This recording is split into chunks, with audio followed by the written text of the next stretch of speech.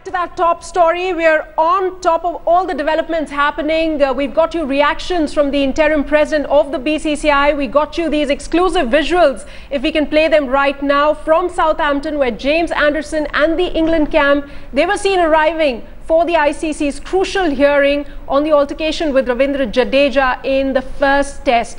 Headlines today got this exclusive footage of Anderson entering the hotel. He has been charged with a level 3 offence for allegedly pushing Ravindra Jadeja on the second day of the first test at Nottingham. Meanwhile, Stuart Broad was also seen entering the hotel. Remember, Broad is one of the witnesses to support Anderson's case after he denied charges upon him. The ICC will later be hearing Ravindra Jadeja's appeal too, after he was fined 50% of his match fee. It's the day of reckoning for English pacer James Anderson. The Judicial Commission will soon begin its proceedings in the matter of the Jadeja-Anderson incident. We're right now outside the team hotel. This is where James Anderson was seen entering just moments ago, 1 hour prior to the hearing start. Of course, it's a big day for James Anderson. He'll know his fate today. Level 3 charge against him for pushing and shoving Ravindra Jadeja and abusing him. The Indians have also filed an appeal against the fine against Jadeja. Both these matters will come up for hearing today. The Indian team very confident that they can not only get the fine against Jadeja completely removed or at least reduced considerably, but also that they'll get a favourable verdict against James Anderson. This is exactly the spot where James Anderson was seen entering just moments ago, preparing for the hearing, preparing for Judgment Day. Really, it's a big day for the English team, because if James Anderson is indeed found guilty of the level 3 charge, he could get as many as 8 points and could miss the next 2 test matches in the series left. That will be a big blow to England and a big advantage for India. Of course, he will have the right to appeal, but that remains to be seen. James Anderson entering the team hotel just before the hearing. The Indian camp has been preparing a lot for this hearing as well, and both sides will be packed with their strategies as they enter the hearing room, which is going to be held via video conferencing. With camera person Kashif Siddiqui in Southampton, this is Shivani Gupta for Headlines Today. All right, joining me live from Southampton is my colleague Shivani Gupta. Also, I have Boria Majumdar, consulting editor sports, with me in the studio. Former cricketer Nikhil Chopra is with me. Also, my colleague Rosesh will be joining us from Mumbai in just a bit. We'll be tracking all the latest developments. Those are the exclusive pictures that were there on your screens right now of that hotel where the England camp just went in 1.5 hours before the hearing is set to start in this crucial Shavgate scandal. Slanderson saga about to get more complicated over here. Shivani, coming to you, give us a sense of, describe to us these pictures that we're seeing right now on our screens.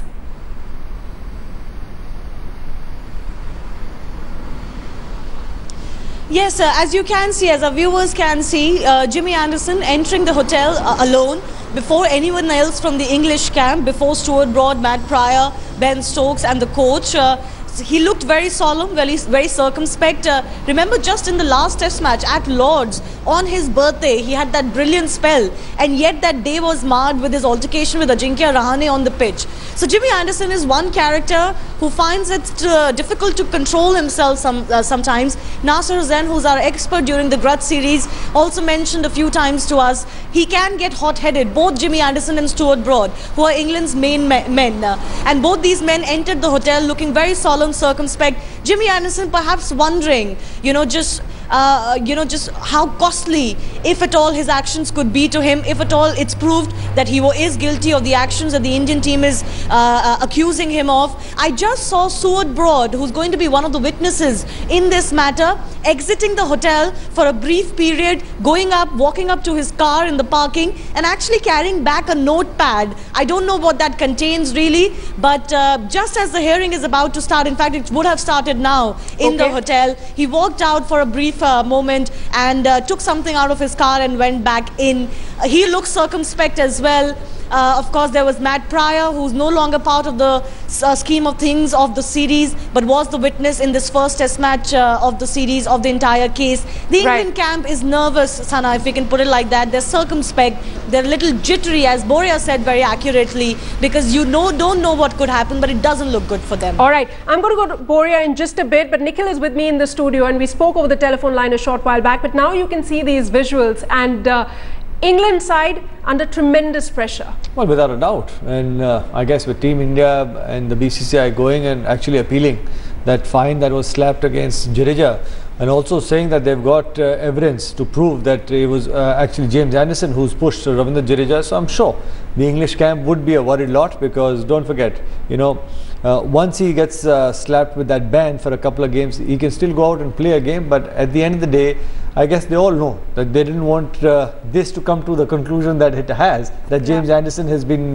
slapped with a ban for a couple of games, because at the end of the day, no matter how fierce the competition in sport, you got to keep certain things in check as custodians of the game. That's the ICC, that you cannot allow players to cross the line. And clearly, if we have the evidence, James Anderson has gone out there and crossed the line. Right.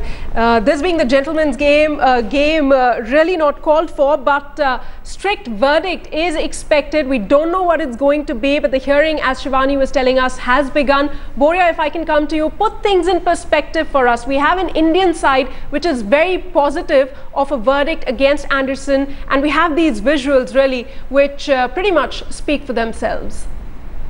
There is no doubt about it. You know, once the Indians got the right to appeal, the moment they had that, the Indian management says, look, we got it. Because it's a 50% fine at the end of the day. Now you've got a right to appeal against that. It's not a ban or something.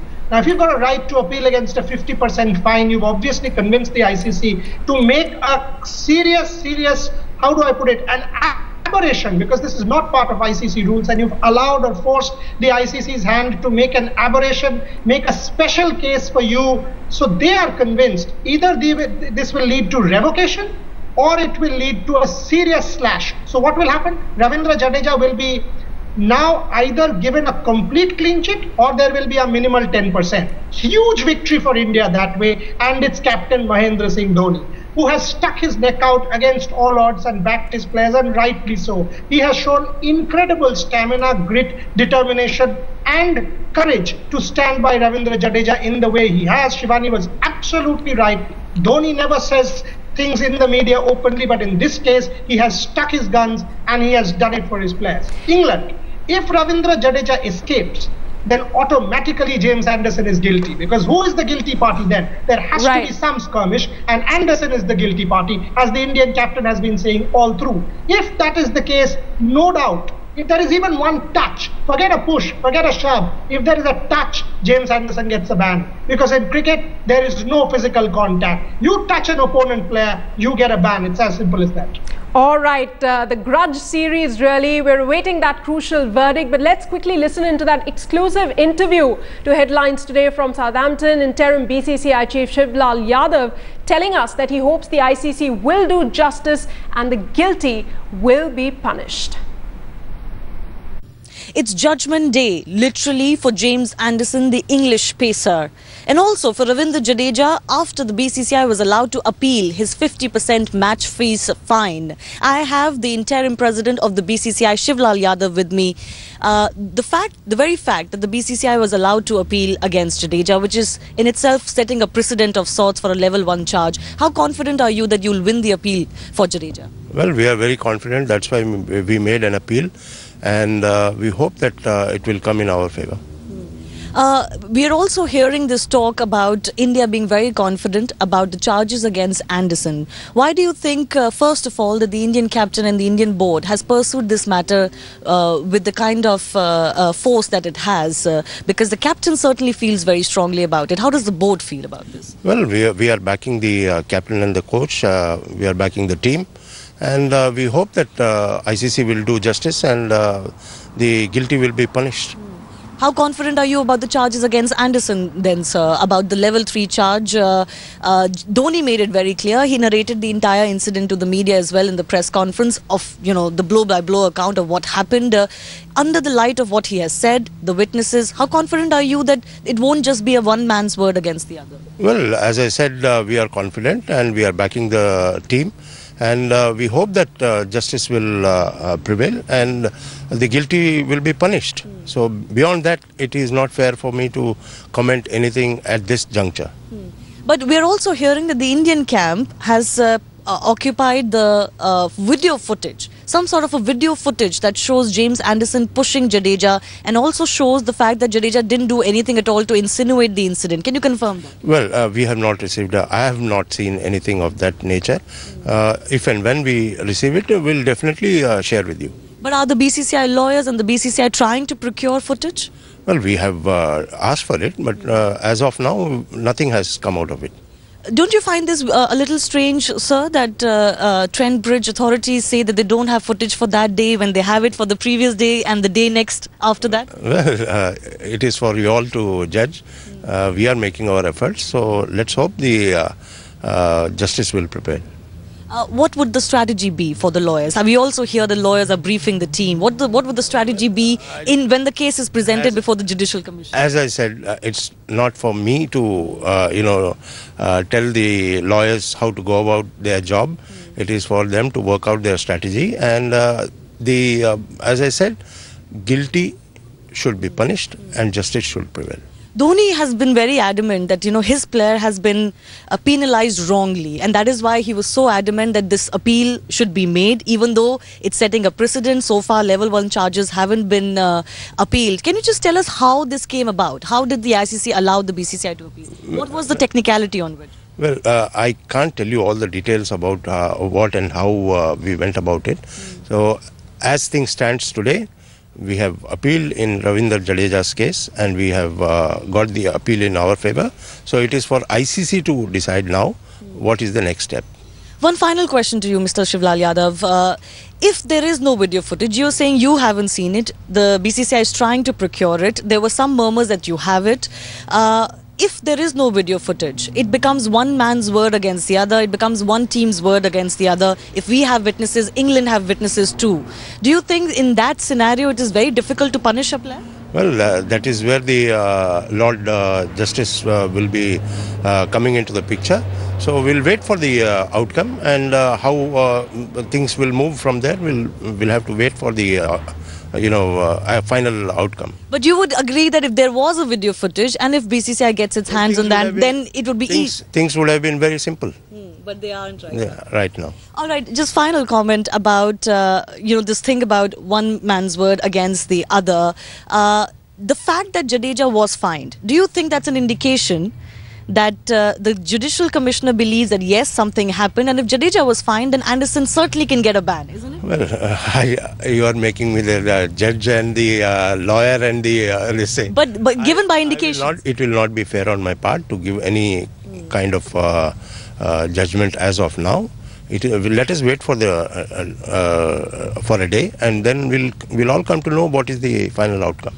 But the BCCI is firmly behind the captain, because we heard in between that the BCCI was not so keen about Dhoni going ahead and pushing for an appeal. No, absolutely wrong. We are right from the beginning. We have backed our players, we have backed our team and the captain.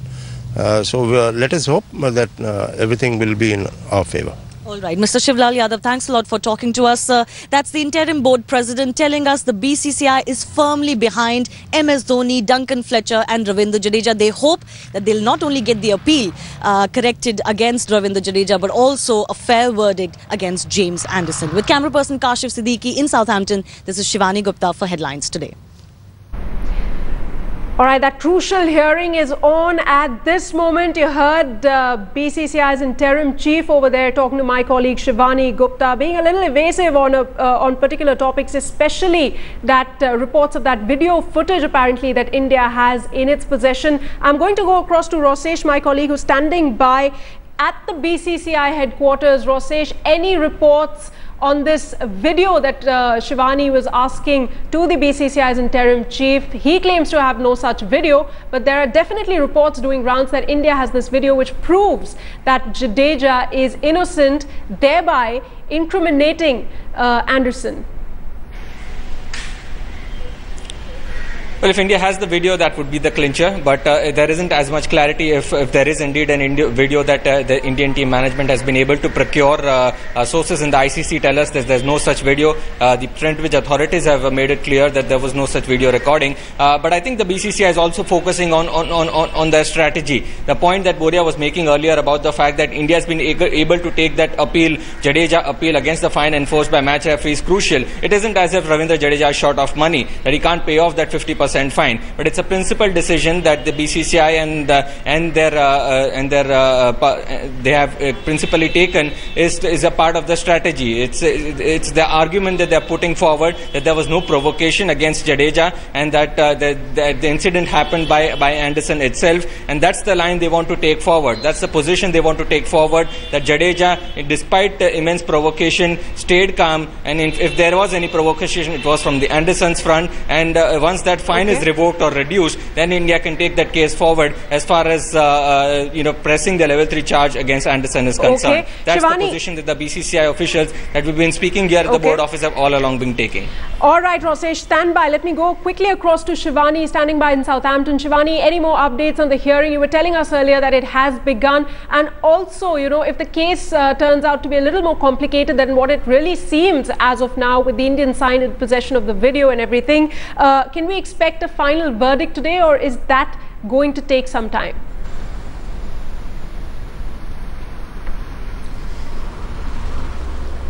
It could take some time, Sana. We could hear the verdict as far as the Jadeja appeal is concerned, but the Anderson verdict might just take a couple of days. The Judicial Commissioner has 48 hours in which to pronounce and give his judgment. That gives enough time till before the start of the Manchester test, and also enough time for him to appeal. Perhaps the appeal also to be heard. We have 5 days, 6 days to go before the next test match. But I just wanted to talk about 2 points as far as the Jadeja appeal is concerned. Of course, if his fine is reduced or completely removed, that means that he's absolved of his guilt completely in this matter. That is going to be a huge win. So even if we hear that verdict today, that will give us an indication of just where Anderson stands. And also, I was speaking to the ICC authorities here. What they say is that the lawyers from the BCCI put forth a point that Jadeja was charged under level 2.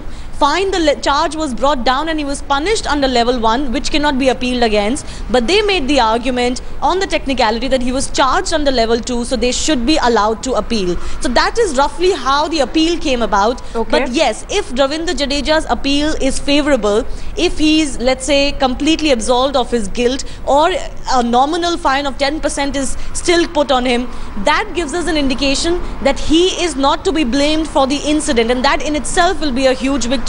As Boria was also impressing upon this point, even if the Anderson verdict doesn't come today, that could give us an indication of where it could go. Oh, absolutely. A lot of action must be unfolding there in the courtroom as we speak. We'll be on top of this story, but right now, thank you so much, Boria Majumdar, Shivani Gupta, Nikhil, for joining me here in the studio. Also, my colleague Rosesh from Mumbai. Thanks all of you once again.